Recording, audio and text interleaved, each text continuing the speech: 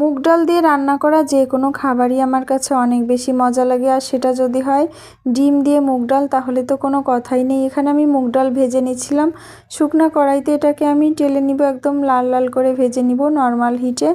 এটা ভাজা হয়ে গিয়েছে। ডিম সিদ্ধ করে নিয়েছি 3টা, আর পেঁয়াজ রসুন আর কাঁচামরিচ ভেজে নিলাম। এটা ধনিয়া পাতা বাটা করব, ধনিয়া পাতাও সুন্দর করে ভেজে তুলে নিয়েছি। এটা দিয়ে কিন্তু রোজার দিনে খেতে অনেক ভালো লাগে। মুগ ডালটা আমি গরম পানিতে কিছুক্ষণ ভিজিয়ে রেখেছিলাম, তারপর আলু কেটে নিলাম, ডিমগুলো ছুলে নিয়েছি। কড়াইতে দিয়ে দিলাম তেল আর লবণ, ডিম দিয়ে হলুদ দিয়ে এটাকে ভেজে তুলে নিব। তারপর দিয়ে দিলাম পেঁয়াজ কুচি আর গরম মশলা, লবণ দিয়ে এটা ভেজে নিয়েছি। দিয়ে দিলাম বাটা মশলা, জিরা, আদা আর রসুন, হলুদ মরিচের গুঁড়া দিয়ে গরম পানি দিয়ে মশলাটা কষিয়ে আলুগুলো কষিয়ে নিলাম। এখন আমি ভিজিয়ে রাখা ডাল দিয়ে দিচ্ছি। ডালটা একদম ভালো করে কষিয়ে নিব। এখন দিয়ে দিলাম ওপর থেকে কাঁচামরিচ। ডালটা একদম সময় নিয়ে ভালো করে কষালে এই তরকারিটা অনেক বেশি ভালো লাগে। তারপর গরম পানি দিয়ে ঢেকে রেখেছিলাম।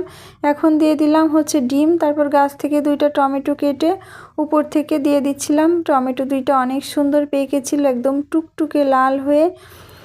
রান্না প্রায় শেষের দিকে। এখন আমি দিয়ে দিচ্ছি ভাজা জিরা আর গরম মশলার গুঁড়া। এর আগে একটা ভিডিও দিয়েছিলাম আমি ভাজা জিরা গরম মশলা অনেক তরকারিতেই খাই, এটা আমার কাছে অনেক বেশি পছন্দের।